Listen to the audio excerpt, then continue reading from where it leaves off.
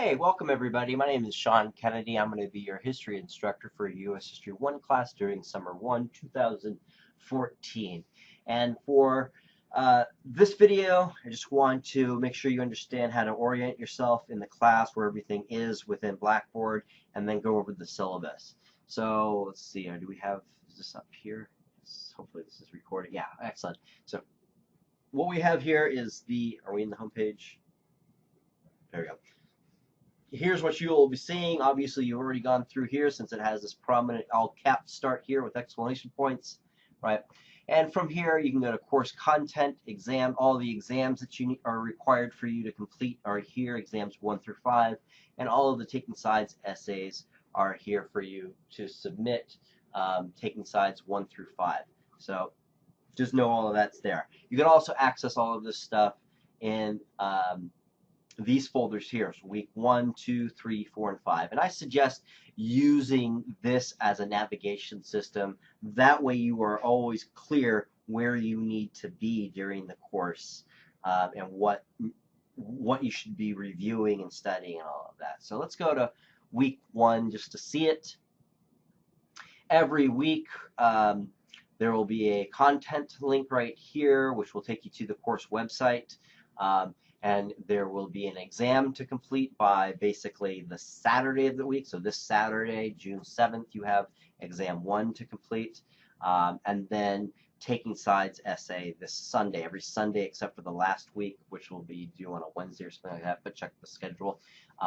You will click this link to submit, right? And it works the same way for each week. Week 2, same thing, right? There's always an announcement link too, just to make sure if there's any changes or something I need to communicate, you'll want to check that. Week 3, week 4, week 5, right? And so on and so forth. The same thing all the way through. So that's basically what you should know for navigating through this. Again, if you need to access, you can also access the exams here, and you can also submit the taking sides 1 through 5 in that link as well that I just clicked. All my contact information is right here. The best way to get in touch with me is through email. So if you ever have, at first, right, if we need to talk on the phone, excellent. But I'm not in Texas right now. I'm in California, so don't call my office at all because I will not answer it.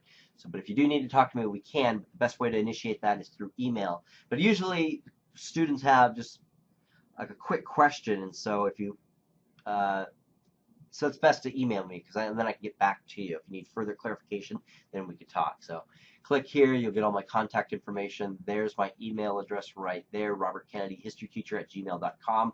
Or you can just type in your message right there, click send message, and it will get to me all the same. Okay, let's see. Lockdown browser. Please click the lockdown browser now and download it if you've never done this in a class before, in an online class before, right? What the lockdown browser is the software. Let me just open it up so you see that you are required to use in order to take an exam in this class. So when you are ready to take exam 1 or the online orientation exam that's due this Wednesday, you have got to go through the lockdown browser. On a PC, the icon will look like that. It'll look like a little padlock. So you just install it here. It should go on your desktop. If you have problems downloading this software, please call Distance Education at 872-2598. That's 872-2598. Pick up your cell phone right now and put that into your contacts. If you email me with technical questions, I don't know what's wrong with your computer. I don't have that kind of expertise, but the folks down the hall for me actually do. So if you have, it should work no problem. 95% of students, 98% of students that download this have no problems. But every once in a while, a student will have a problem, and it might be something very simple like your Java is out of date or your, I don't know, whatever, something is not up there. And they could tell you what to click and what not to click and what to upload and all of that kind of stuff. So 872-2598. Make sure that number is handy with you at all times because it is the internet and technical problems do happen. So download that right now. Don't wait till the last minute because the last minute, that's when everything goes wrong. Okay, let's open up the syllabus real quick. Okay, whoops. Here we go. Okay, summer 1, 2014. Right, it's the right one. My name is Robert Sean Kennedy. I go by Sean, so you can just call me Sean. If you feel uncomfortable, you can call me Mr. Kennedy, but I go by Sean nonetheless.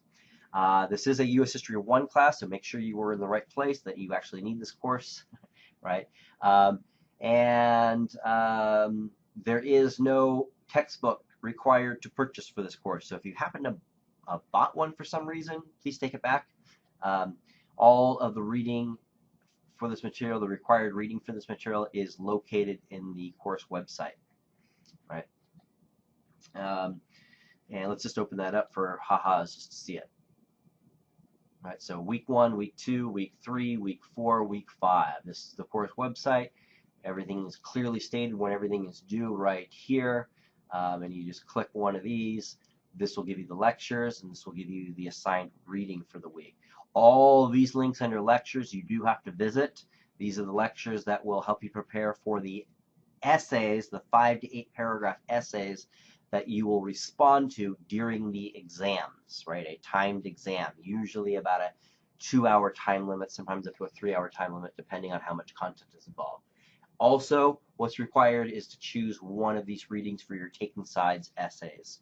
I will go into more detail what the exams entail and what the assigned reading entails in the videos that are down below me right now. Let's see. Going back to the syllabus. Okay. A note on plagiarism, don't do it. Don't do it. You will receive a failing grade for the semester, so do not plagiarize. And this is mainly concerning the taking sides essays.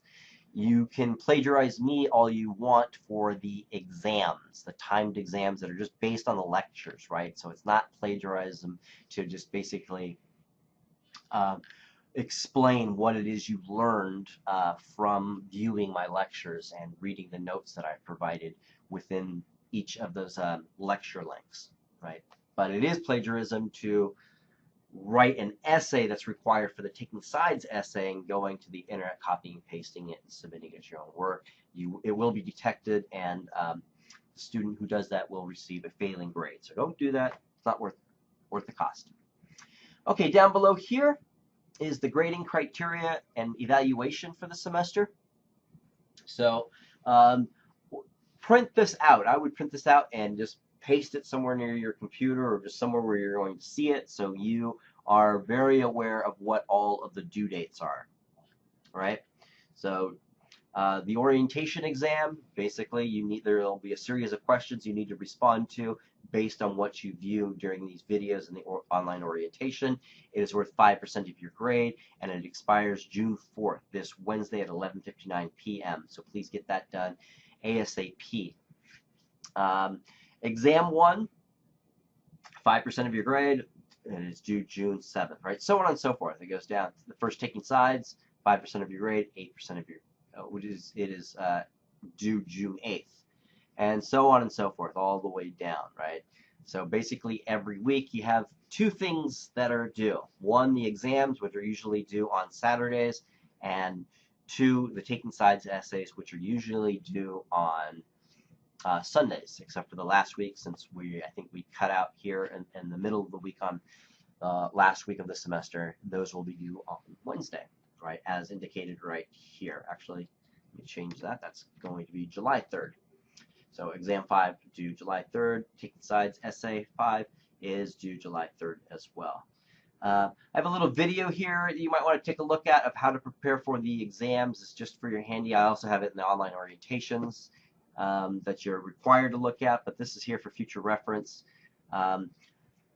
During the exams, you do have identifications right here to respond to, which will be basically a term, right, like Jamestown or Christopher Columbus or George Washington or the Second Continental Congress. And let me just go over what an ID is. An identification consists of an important person, event, or term. To complete an ID, you should explain the pertinent information such as who, what, where, when, why, and how, and explain its historical significance. Most important, so Let me put a little underline under there. This means that somewhere in your answer, your response, you should establish historical context. It is very important to situate your ID in time, so provide dates, in other words. You should also think about cause and effect. So it's Second Continental Congress. What led to the Second Continental Congress, and what was the result after? In other words, right? You should make connections, right? What was the Second Continental Congress? How did it come about? How did the Articles of Confederation, in other words, and this will make sense once you get into the material, how did that relate to it? So you can bring in information about the Articles of Confederation and how it connected to the Second Continental Congress, in other words, right? And in terms of length, each identification should consist of a thorough paragraph or two, one or two paragraphs, 5 to 6 sentences apiece. Okay, so that's the identifications. Wanted to go over that because I already made the exam one, and I don't think I really talked about the IDs.